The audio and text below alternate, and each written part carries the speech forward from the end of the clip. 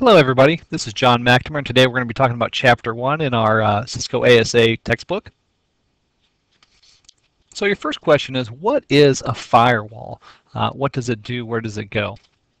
And according to your book at the bottom of page 1, a firewall is a device that is placed between a trusted and an untrusted network, obviously to protect the trusted network. And if we look at a diagram, you'll see coming from outside, your firewall is the first line of defense coming in from outside, and it's the last line of defense going out from your network. A lot of people just look at it as a block or a barrier coming inside your network, but you also need to focus that it also blocks things coming out of your network too, and we'll get into more of that in just a second. The big thing to remember though is, your firewall is typically, the last device placed that then connects to the public network or the internet, and that's where your first line of defense is going to be. All right, in this class we're going to be dealing with the Cisco ASA 5505, which is the smallest model they make. Cisco used to make a firewall called a PIX, P-I-X. They've stopped making that several years ago, and now all they do is ASAs. 5505 is the smallest one. It's not rack mountable unless you buy a special kit that'll rack mount 2 of these together. And then after that you go to the 5510 and up. And once you start with the 5510, then you get rack mountable firewalls. Right, and then something that's really kind of odd on the Cisco ASAs, you'll notice on the front there's a USB port, and on the back there are USB ports here. Those USB ports are for future use. They're not really used. You also get, 8 ports, an 8-port switch. You get your console port just like every Cisco piece of equipment. And they haven't moved, like on the ASAs, they have not moved to the little micro USB connector on these yet. We just bought some to, this week actually. August 2011, and the new ones do not have that micro USB connector like their routers do. All right, so that's the firewall we're going to be dealing with. And your firewalls typically come in 2 forms, a network or personal. And your network firewalls are typically hardware-based. They use some kind of hardware or integrated circuit, and they're physical. Where a personal firewall, being a good example, would be your Windows firewall. It's usually a software program, and it usually only protects that computer, where a network firewall protects obviously your whole network. All right, well, what do network firewalls do? Well, they protect your network a couple different ways. There's simple packet filtering. They can be used as proxies, stateful inspection, and then network address translation. We're going to talk about all 4 of those. All right, first one we're going to talk about is simple packet filtering. With simple packet filtering, basically we're going to inspect any traffic passing through the firewall based on the source or destination IP address, source destination port number, or perhaps the protocol. Basically, we're going to be looking at the layer 4 header and seeing what's in there. Another big thing to remember is it's coming or going. You can have it check packets coming in or going out. All right, some examples of simple packet filtering would be deny any traffic using the telnet protocol, or allow traffic from a specific IP address, or block all traffic on port 21. All right, so the big question is, why do we filter traffic going out of our network and not just focus on incoming traffic? What's the big deal with outgoing traffic? Why do we need to look at that as well? Well, the problem is there are a lot of stupid people out there in the network that will do stupid things inside, such as they'll try to run their own email servers inside your network. Or if somebody does something stupid, like let's say they go to a free screensavers website. And on the free screensaver website, they'll download this free screensaver, and that screensaver software will also install a keylogger. Now, if you know anything about email and the way it works, it's all really text-based. And as long as you format the text properly, you can send an email from any computer without a specific email client like Microsoft Outlook. So these keyloggers will log somebody's keystrokes, and then they will send the text-based email outside the network. So one of the things you can do on your firewall is deny all SMTP mail or traffic except for the stuff coming from your email server's IP address. And that way, if somebody does get a keylogger or something else, they're trying to email from their machines, bypassing the email server, their email would get blocked. All right, the next step was proxies. And proxies are devices that operate as intermediate agents on behalf of the clients. Basically, it's a middleman. Think of it, if Stark State blocks a port number, a lot of people will then try to go to a proxy and then go to whatever they're trying to get to. And that way the Stark State firewall sees the traffic coming from the proxy and not from the final destination. Now, better firewalls can actually scan the packets and get through that. Stark State does that very well now. Most of the games that you try to go to, like World of Warcraft or games that you try to run on Steam, will be blocked at Stark State, even if you go through a proxy. So again, big thing to remember, proxy is basically a middleman that masks some of the stuff in the header. Lower end firewalls, things like that won't detect that, so you can get through that. And it can also eliminate some server or some web server attacks. If people are trying to get to your web server and they're going to the web server's IP address and you have a proxy, when it hits the proxy, the attack will try to trigger, and it will have no effect on the proxy. All right, our third thing that firewalls do is stateful inspection. And what stateful inspection does is, as a packet comes through, it checks the state table to say, hey, is there a connection going for this packet? Basically what happens, let's say you're on the internet, so you have a port 80 connection open. You've got your email client open, so you've got a port 25 or 110 open. Well, here comes a packet that's a ping packet, or maybe it's a FTP packet that comes in. So it's formatted just like an FTP packet. But when the firewall gets it, the firewall looks and says, hey, I have no FTP connections open now, so I should not be getting, a middle FTP packet. And then it'll drop the packet. So that's what they're talking about. It checks the states of the connections. What connections are open? Where are they at in their transmission? Are they at the beginning or the end? What kind of packets do we expect to come next? And is this packet, something that we currently have going on? And if it isn't, then it's dropped. So that's stateful inspection. Again, we're inspecting to make sure we have valid connections before we pass the packet on. And then the last part is network address translation, or NAT. Basically, we're going to convert a public IP address into a private IP address. There's a couple different forms of NAT. There's PAT, SNAT, and then DNAT. PAT is just your port address translation, and typically it's a one-to-many, where let's say I have 50 computers on my network. I'll call my ISP, my internet service provider.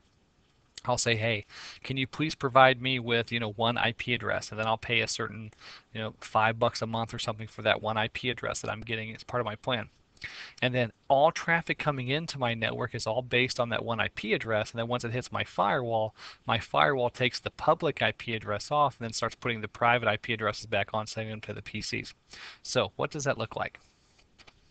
Okay, don't make fun of my drawing here, but basically here's our network. We've got 3 computers, 1, 2, 3, and the IP address is 192.168.1.101, 102, and 103. Now these 3 computers all connect to the inside interface of the firewall, and the inside interface is 192.168.1.1. So their default gateway would all be 192.168.1.1. This is how a typical home network is set up, and it uses the 192.168.1. Well, on the other side of the firewall, your ISP provides you with a public IP address, and in this case it's going to be 65.12.45.210. So my ISP is giving me this IP address, and this IP address is referred to as your inside global IP address as far as NAT goes. So inside global is the IP address, or your public IP address, provided by your ISP. And your private IP addresses, the 101, 102, 103 here, are referred to as your inside local. They are local to your network. These are global to the rest of the world. The rest of the world, web servers and everything else on the planet, sees you as this IP address here. And then all that traffic goes to your firewall. And then your firewall translates this IP address into these IP addresses and then puts it on your local network. So that's the difference between inside global and inside local. Again, local network and then global to the world. The world sees you as this, but really this is what you have. So really just assume this is just like a mask, or just the way people perceive you in the world. All right, so your next question is, well, how does it do that? How does it provide that translation? Well, at the basic level, we'll talk about port address translation. And let's say this computer here, 102, wants to send a piece of information to this web server. Well, what happens, this guy sends a packet out and it's destined for this web server. So the packet would look like this. All right, so when this computer here tries to fire off a packet to the web server, the packet looks like this. It has the destination IP address of 164.24.16.2, which is over here. The source IP address is here. Destination port, it's a web server, so it's on port 80. And then the source port is always that randomly generated port number that all PCs use after the regular numbers. So the source port gets generated at 6002. So that's the packet as it goes from here to the firewall. Now, once the packet gets to the firewall, some interesting stuff happens. So when that packet hits the firewall grabs this information and says, okay, in my NAT table, port 6002 actually comes from this IP address.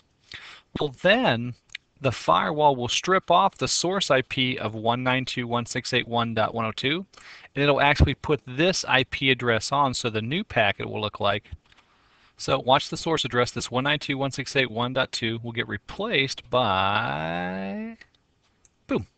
So that's what the packet looks like as it goes out. So when the web server gets it, it sees the destination is the web server, the source is the firewall port, and then the destination, and then the source port is 602. So when it sends a packet back, the destination port from the web server coming back now becomes the source port. And when this packet hits here to the firewall grabs this and says, oh, hey, 6002 is this IP address.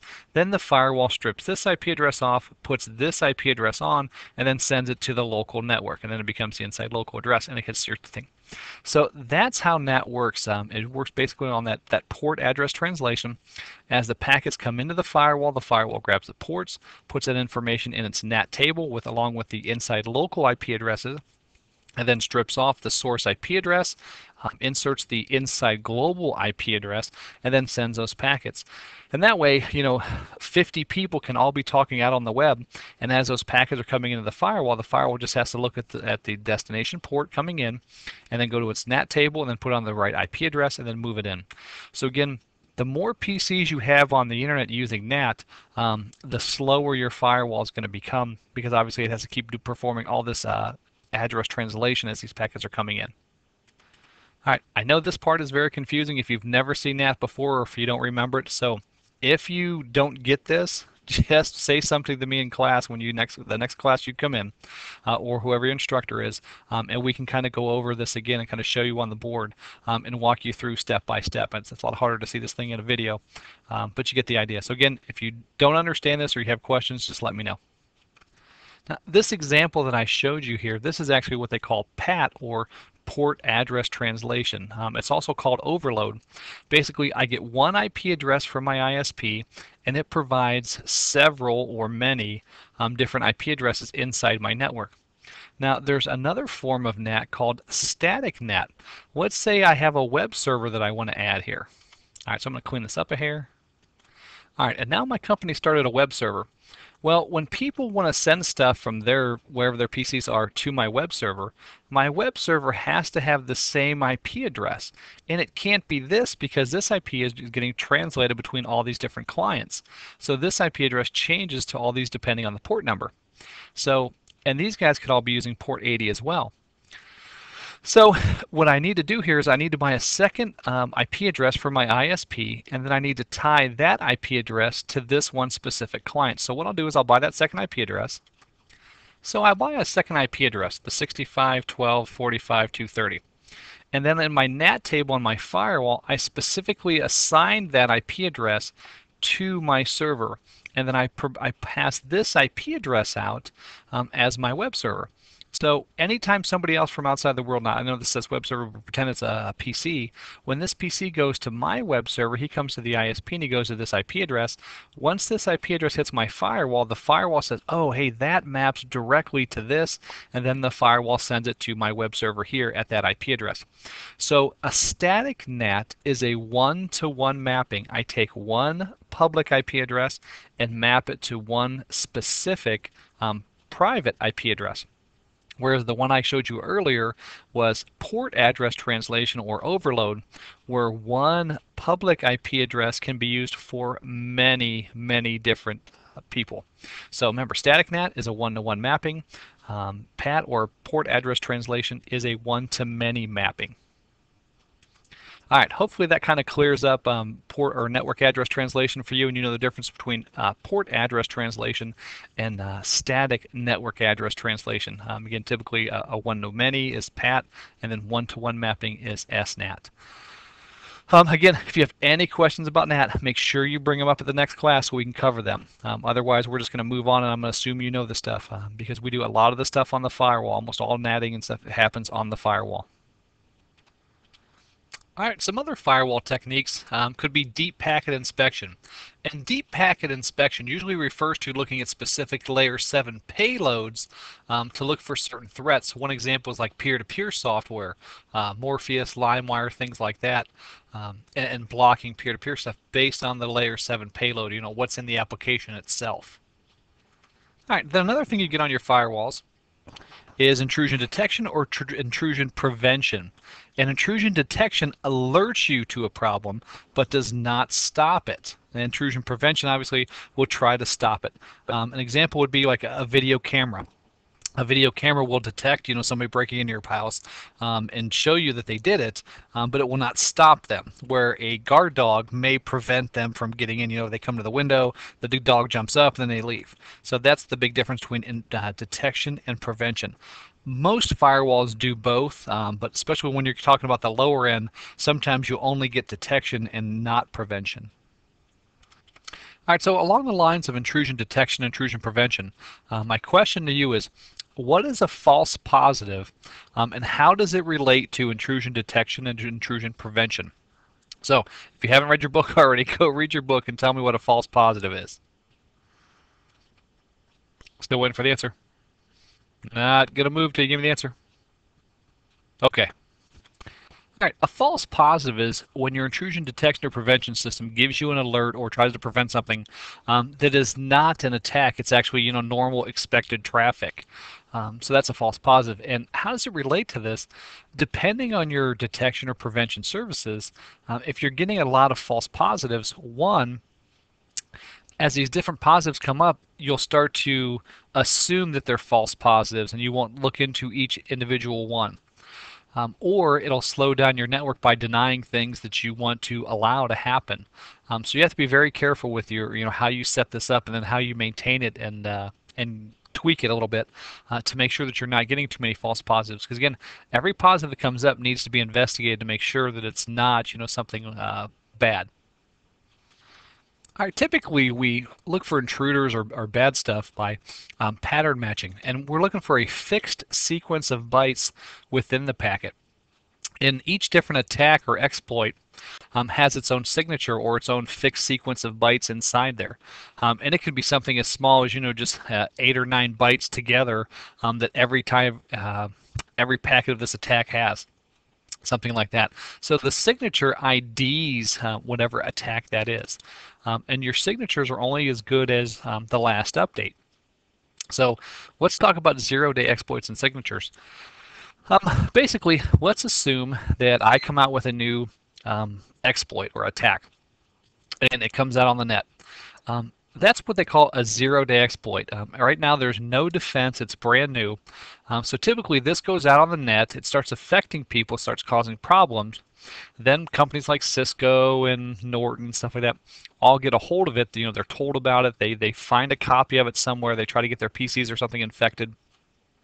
They get it, then they try to reverse engineer it. They try to look for, you know, some fixed sequence of bytes inside the packet that they can use as a signature. Once they do that, they then, you know, post that signature on their update, and then you have to update your software to get that latest signature. So between the time that I release the attack and the time that they release the signature file, that's called a zero-day exploit. At that point, there's no stopping that attack because nobody has a defense for it yet. So make sure that you understand what a signature is, and the common one is like a virus signature. It just identifies what virus that you're fighting or what it is. And then a zero-day exploit, again, there's typically no defense against those because, again, they're new and nobody has a defense for them yet. All right, some other analysis methods that are mentioned in your book. First one being protocol analysis. And protocol analysis is checking the fields in the packet to ensure that they have the right amount of data and that they're the right length. You know, some packets have specifically are supposed to have zeros in certain fields. Well, if those packets don't have a zero, hey, you know, they could be a manufactured packet or some kind of exploit. So that's what it's looking for. And also some fields have a certain length of data that should be in that field. And if there's more or less, obviously it knows, hey, somebody's, you know, trying to fake a packet here. All right, heuristic analysis is a little bit weird. Basically, you're using algorithmic logic from a statistical analysis point of view. Basically, you're using statistics and saying, hey, statistically speaking, should I be seeing this many packets for this? Or, you know, what is the typical amount of FTP traffic and why is this one bigger or why is this one so small? Things like that. Usually that is very CPU intensive. So you need to be careful if you're going to activate that on your firewall. Make sure you have the correct firewall. Okay, then the last one is anomaly analysis, and that's checking for traffic that just is out of the ordinary or not normally seen on the network before. All of a sudden something just pops out of the blue that your firewall has never seen before. It may give you an alert and say, hey, we haven't seen this kind of traffic. You know, hey, something from port 21 is on here and we haven't had any kind of FTP traffic on port 21 in a year, so what's going on? So just make sure you cover that chapter and you learn about those methods and kind of have an idea what the different ones do. All right, and then the book finishes up with some information about a VPN. So what is a VPN? When I say, hey, you know, I need to create a VPN or something, what is it that I'm telling you that I'm doing? You know, am I making a tunnel across the internet? As we typically refer to them as VPN tunnels. But that's really misleading because that's not what we're doing. Basically, what a VPN is if I want to send information from me to you, and it has to pass a public medium like the internet, or if I want to send you a note across the room, I need to encode that note so the people I'm passing it through down the line can't read it. So basically what I want to do is I want to gift wrap the data or the message so that nobody can see what's inside there. And basically what I do is I take the data packet and I wrap it up in some kind of encryption. And then I pass it through the public medium. That way, if somebody gets it, you know, all they're seeing is the outside wrapping, the encryption, and hopefully they can't break that to actually get into the packet itself. So according to your book, a VPN is a method used to secure data over a public medium. When a business sends corporate traffic across the internet, they don't want anybody to be able to see it. Obviously, you need to keep it private, so you encrypt the packets. The thing to remember, though, is the stronger the encryption, the slower the transmission of the packets. Think of it this way. If I want to send you a piece of information across a public medium like the internet, once I create the packets and send them to my firewall has to encrypt each packet, so it has to gift wrap each packet. If I'm using something like 3DES, or what they refer to as triple DES, that actually wraps the packet up 3 different times. So each packet is wrapped 3 times, then sent across the internet, then it hits your firewall, then your firewall unencrypts it 3 times, and then you finally get the data. So there's a lot of extra overhead that's applied when you're doing these different encryption techniques. So just make sure you match the encryption technique with the data. You know, if I'm just sending an email that's, you know, hey, how you doing, or something stupid, I typically don't need to encrypt those. But if I'm sending confidential information, let's say I'm healthcare and it's patient information, you need to use some very strong encryption, or else obviously it could affect the business. You know, nobody wants to go to a hospital where they found out that patient information or things like that. All right, another thing to remember about VPNs is they come in 2 sizes or 2 flavors. You can have a site-to-site VPN, which connects 2 companies or offices together, and that's typically what you see. And then there's also remote access VPNs, where we have employees connecting from home to the office at night doing things like that. The remote access is becoming more popular. You hear the term teleworker, and basically that's somebody that's working from home because they can remote in and do all the things that they could do in the office, but then they can just stay at home. And you're seeing a lot of that, especially in I guess new mothers. People are going home, you know, they stay with their newborn for a couple weeks, and then they'll actually telework for a couple weeks after that to kind of indoctrinate that system. But it's just something that's gaining a lot of popularity, and you'll probably be doing a lot of that. And then the site-to-site, typically when two companies need to work together, they'll create what they call VPN tunnel, which is misleading, but we'll both create encryption protocols on both sides of the, one in my company, one in your company, connecting through the internet, and that way we can send our data between companies over the internet, and nobody would have access to it. All right, and then kind of finishing up with your book, make sure when you're going through that first chapter, bottom of page 3, make sure that you know the private IP address ranges. You should know those by now. If you don't, make sure you start memorizing those now. Other stuff you should look for in your book. Make sure you're aware of the different inspection techniques, the stateful inspection, deep packet inspection, things like that on page 6 and 7. On page 8, they have a great example of the intrusion detection and intrusion prevention system, and showing you that. There's also a note at the bottom of the page about the sensors. Okay, then the different analysis methods are in page 10 and 11. Make sure you're good with those. Make sure at the bottom of page 11 there's a note about a buffer overflow attack. Make sure that you understand how that works. Okay, then on page 13 at the top, they give you some different VPN techniques. You don't have to memorize all those, but make sure that I guess you're familiar with them, but you understand. There's PPTP, L2TP. Most of the stuff was covered in Intro to Networking, but if you don't understand what those are, you might want to have a look at those real quick. All right, then starting on page 14, they get into some IPsec. And then on page 16, they talk about the different encryption algorithms. And they talk about DES or DES, then they talk about triple DES, AES, and then AES has some different bit lengths, 128, 192, and 256. Make sure you understand, like where those rank. Obviously, DES is the lowest form of encryption that they mentioned. Then there's 3DES, then there's AES. Make sure you understand that the DES is the lowest, AES is the highest. AES 256-bit is the strongest, AES 128 is lower than AES 256. So you get the idea. Make sure you read those notes, especially in these chapters. They're on page 16. There's 2 notes mentioned that are good. Then on page 17, again, they walk you through that IPsec process. Again, you don't have to have that memorized. Just make sure you understand what IPsec is and what it does. And then page 18, again, there's a note, there's a tip, and then they mention in a sense something here, first paragraph after the tip. I think the second sentence says, remember that each IPsec SA is unidirectional. So what they're saying is each one is one way. So usually you have to create 2. So you've got to have a guy on both sides. Each side creates their own end of the tunnel. Okay, then they wrap it up on page 21. They start talking about SSL VPNs, and that's gaining a lot of popularity because, again, you don't have to have a client. Your home user just goes home, they hit a website, and then they do everything through the website. So I go to the website, I put in my username and password, and then the website says, oh, okay, he put in this password, so he has access to this. So I may get like a home page then that shows me what I have access to, and then I can actually work off of there. And then they give you the summary. All right, so after that, now we're going to move past the textbook and talk about a couple of concepts just to make sure that you understand these. Okay, the first thing I want to talk about is different systems, and the first one being a closed network. Now, a closed network is you have a network that doesn't really have a lot of access to the outside world other than 1 or 2 internet connections.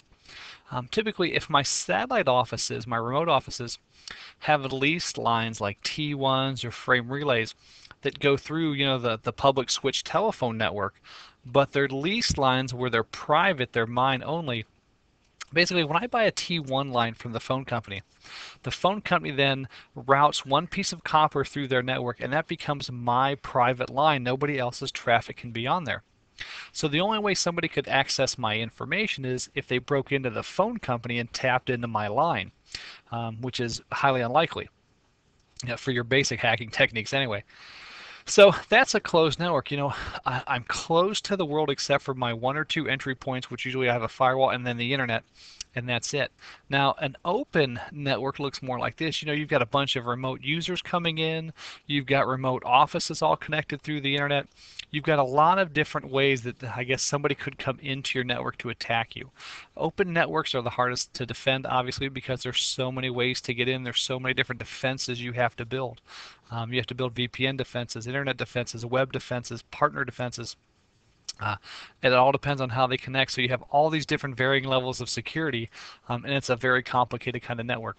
So if you've got the option, closed networks are the way to go as long as it's security based. Most healthcare and banking organizations, base themselves on a closed network because they want to eliminate as much risk as possible. Where your typical company, other than those, have open networks. All right, another thing we need to talk about are the threat capabilities. Um, Unfortunately, as time moves on, uh, the knowledge required for somebody to perform a hack has actually gone down. Somebody used to have to almost be a rocket scientist to hack your network back in the early 80s and the 70s. But nowadays, anybody can go on YouTube and find these exploits and be cracking your web key in 10 minutes. And also the sophistication of the hacker tools has just gone up. If you've ever played with Loftcrack or Cain and Abel, some of these other tools, holy mackerel! All you got to do is install these programs and hit, find passwords, and off they go. They've got their own dictionaries with them, and they're, hammering your passwords. So make sure that you understand that as time goes on, hacking becomes very easy for just the regular person, especially what they call script kiddies. And these are people that just, download some kind of exploit and then fire it off and really have no idea how it works or why it works. They just know that it works. One example is like Backtrack, which is a Linux distribution for penetration testing, but a lot of people use that to, crack web keys and things like that. All right, moving on to the security process. And security is a continuing process, and here's where a lot of people fail. They design their security, they implement it, and then they monitor it, and then they kind of stop. But you want to have like a vicious circle. You want to secure your network. Then you want to make sure that's being monitored. Are we checking our files to make sure that they're not being accessed? Are we checking, who got into the network last night? Are we checking our event logs to see what's going on? We also want to test our defenses. Let's have an outside company do a penetration test, or let's do it ourselves. But we need to be testing that stuff as well. And then we always need to be looking for improvement, and then we start all over again. All right, hey, I improved something. Is it secure? Is it being monitored? Do I test it, and do I keep improving? So it's a continuous process. Most people put their defenses in, and then they stop and move on. Okay, my network is secure. I can go focus on other stuff. But you can't because hacks and exploits are coming out all the time. There's always new ones. There's always new things. So you have to keep improving. All right, another thing you should have at your company is a security policy. And according to RF 2196, which is the Site Security Handbook, a security policy is a formal statement of the rules by which people who are given access to an organization's technology and informational assets must abide. So who does that include? It includes everybody. Everybody gets access to the technology. Everybody gets access to the information. Now, not all the information, but some. So the security policy should cover how people operate in that organization with that technology and that information. And it includes a baseline of your current security posture. What are we doing? Where are we at now? A framework for security implementation. How am I going to improve my network? How am I going to test it? Defining allowed and not allowed behaviors. What is okay on my network? And then determine necessary tools and procedures. How am I going to do different things? Communicate these roles or these defined roles and what they're going to do. And then how do I handle security incidents? If I find a user has installed Cain and Abel and is cracking a password, what am I going to do? What is the policy? And then make sure I inform the users of their responsibilities. Good organizations typically have an orientation where in their first week a new employee talks to a bunch of different people, and one of those is either security officer or somebody from IT who explains to them, hey, here's the computer usage policy, and you can do this and you cannot do this. And then defining assets and the way to use them. Hey, we've got a couple extra firewalls. That doesn't mean somebody can take them home or things like that. And then make sure that the ramifications of misuse are laid out and that they're enforced. Again, if you catch somebody with Cain and Abel, or you catch somebody doing something, or you catch somebody browsing HR, trying to find how much people are making, what happens to that person? What is the rule? And you have to be careful and make sure that you're consistent if one user is caught browsing the network and doing something they're not supposed to be doing, and he gets a slap on the wrist, and then somebody else does it, you have to give them basically the same slap on the wrist. You can't prosecute one and not the other. You can't, give one a written write-up and then fire somebody else for doing the exact same thing. So you have to be consistent. All right, some things that your security policy should have. There should be a statement of authority and scope. Who does it cover, and what's the, where is this authority coming from? Acceptable use policy. What is acceptable use of the equipment? Identification and authentication. How am I going to authenticate people? How am I going to ID the information? Internet usage policy, campus access policy, remote access policy, and then incident handling. What happens when an incident occurs? And this is the big piece that most people miss. What if I suspect somebody hacking? What do I do? Well, everybody says, well, I just call the boss. Well, what does the boss do? You should have certain things in place. It may be, disconnecting the internet from the company to break the attack off.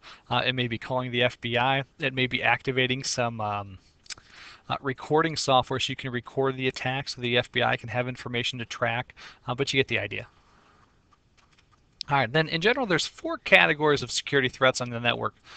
Your first 2 are unstructured and structured. Obviously, an unstructured threat, it basically is not a very well thought out one. Could be a script kiddie that got mad and he's trying to do something really quick. He downloads some piece of software and he's trying to do one little thing. Where a structured attack could be a little bit different. There could be 3 or 4 different phases where somebody's methodically planning some big attack out, trying to force you to do something so they can then get into something. So the structured attack or structured threats are more severe. Then there's internal and external. Somebody's trying to break in from the outside or somebody's trying to break in from the inside. We probably spend 80 to 90% of our security money defending our perimeter from outside attacks. But most attacks happen from inside.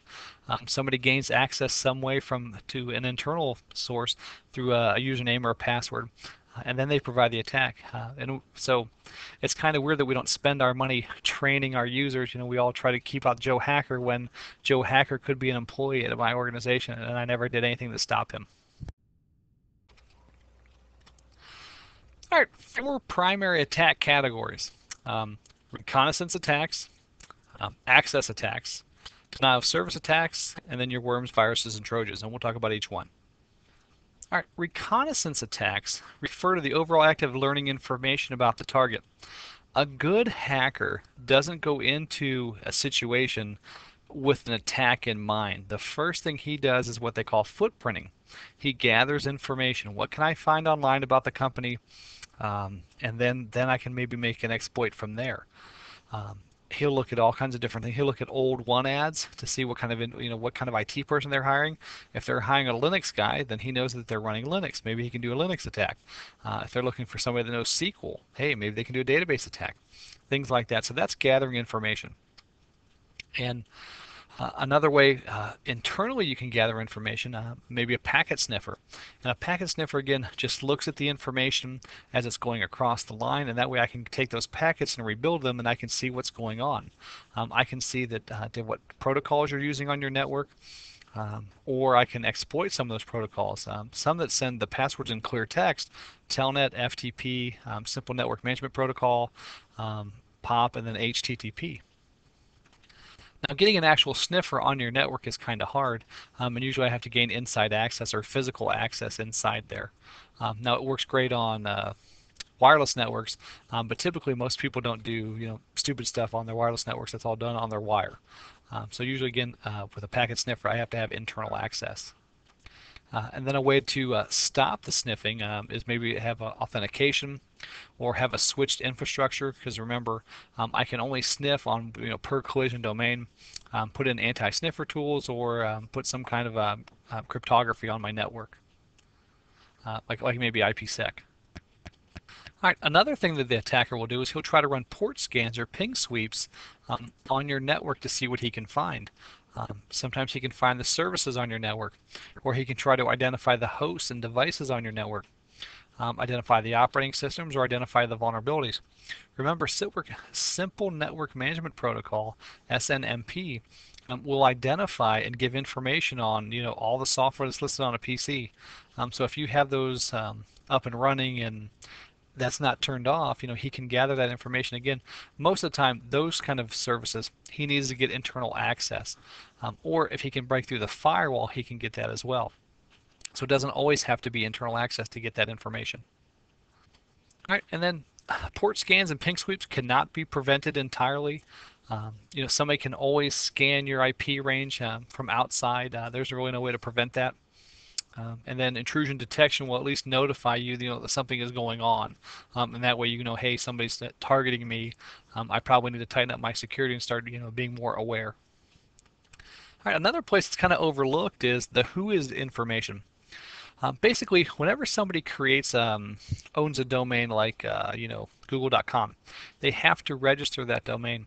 And you can go on Google and just type in whois, H or WHOIS, and then find a whois search, and then put in some domain, like google.com or starkstate.edu, and you can find their registration information. That registration information will sometimes give you the name of somebody who's usually in IT higher up, give you their phone number, give you the address, give you their email address, and usually email addresses are typically usernames as well. So most companies typically use first initial last name as the username and the email address because they integrate that stuff into Active Directory. So if you find somebody's email address, then you know what his username is, and now you just have to guess the password. So you can get a lot of information from somebody's whois database if they're not doing it correctly.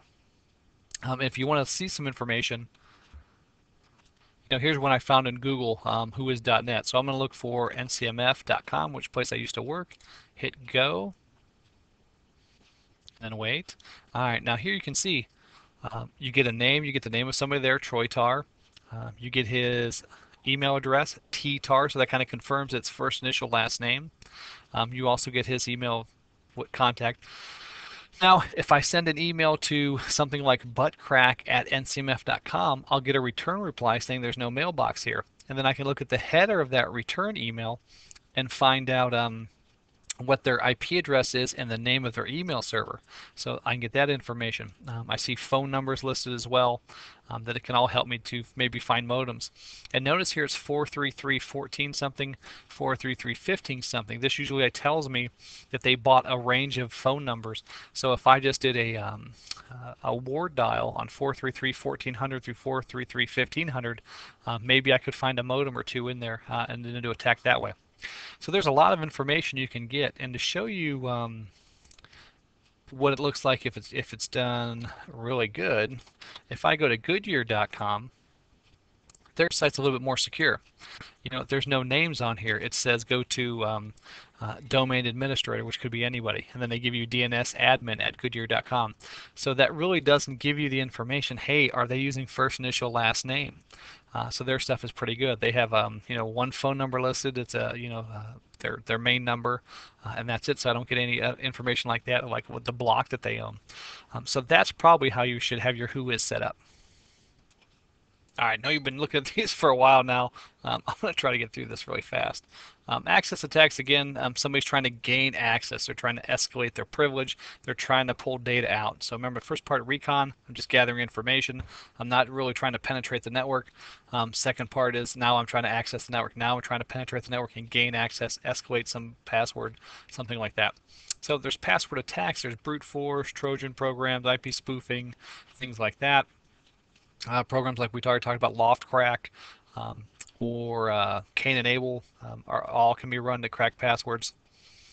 And then how do you prevent them? Don't allow users to use the same passwords. Basically, you need to have a strong password policy in place. Everybody should have a password that's at least 8 characters, probably 9 or more. And then you should have the uppercase, lowercase, special numbers, and characters, and then they should be changing their password every 90 days. The problem is in most places, the passwords are small. Somebody can have a 5-letter password, and they can have it for 6 months, which makes them very easy to find and crack. All right, so then there's trust exploitation. If you trust somebody, I'll try to get in through that trust relationship and break in that way. And then how do you prevent that? One, you just make sure that you don't absolutely trust anybody. There always has to be some kind of authentication. Um, and then you should limit what protocols are allowed on that trust. Um, there's also port redirection. Again, you're going to redirect a port based on how you're doing it. So I'm trying to mask, what I'm trying to mask the bad stuff by making it look like something good. So I'm saying, hey, this is actually going on port 22 when really it's actually going to work on port 23. So you don't see that too much anymore. And again, typically you have to be inside the network for that. Man-in-the-middle attacks, again, another one where you kind of have to be in there. Basically what I want to do is I want to insert myself between point A and point B, and then I want to tell point A that I'm point B, and then I tell point B that I'm point A, so that they both pass all the information to me, and then I can look at it. And then the way to stop that, again, some kind of authentication or cryptography inside my network, such as IPsec. All right, DDoS is distributed denial of service. Basically, one person at the top or a group of people all compromise multiple servers or PCs, and then they use those to attack, wherever the target is. What's neat about this is, one person or one group of people can spend six to 12 months infecting PCs all across the internet, and next thing you know, you've got this 10,000 group botnet of PCs that you can all then focus. So I can take these 10,000 PCs and just start hammering, Google or hammering some local business and take out their website because it can't handle all 10,000. And there's very little way to defend against stuff like that because it's coming from 10,000 different PCs, 10,000 different IP addresses. So it's not like the attack is coming from one source where I can just stop that IP address. And then last, we've got worms and Trojans, things like that. We all know what viruses are. But then how to prevent those, make sure you're running antivirus software. Make sure you're keeping your stuff up to date. And make sure you're also keeping yourself up to date on what else is out there.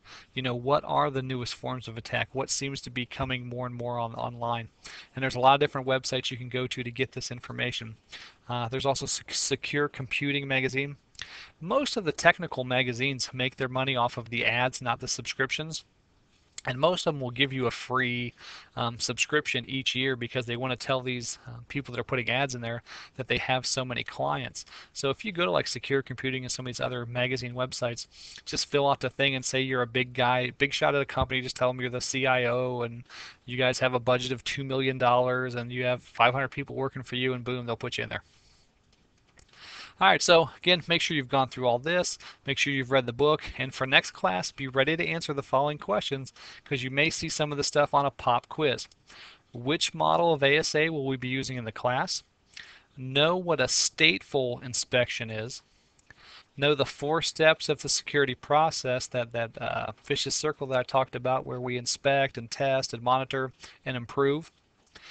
Know what DDoS stands for, distributed denial of service. Know the difference between protocol and anomaly analysis. I may give you one of the definitions and you'll have to say whether it's protocol or anomaly. And make sure you understand the different types of NAT. I may ask you which NAT has a one-to-one mapping or which NAT has a one-to-many napping or napping. Yeah, you can tell it's time for me to nap and quit drinking all this beer. But you get the idea. So again, make sure you've read Chapter 1, make sure you've gone through all this stuff, and make sure you've done your quiz. If you have any questions, make sure you're bringing them to class. All right, other than that, that kind of wraps up Chapter 1. Again, just make sure as you're reading the material, write down questions and bring them to class so we can answer. Make sure you're doing the stuff and keeping up. And other than that, we'll see you in class. Thanks.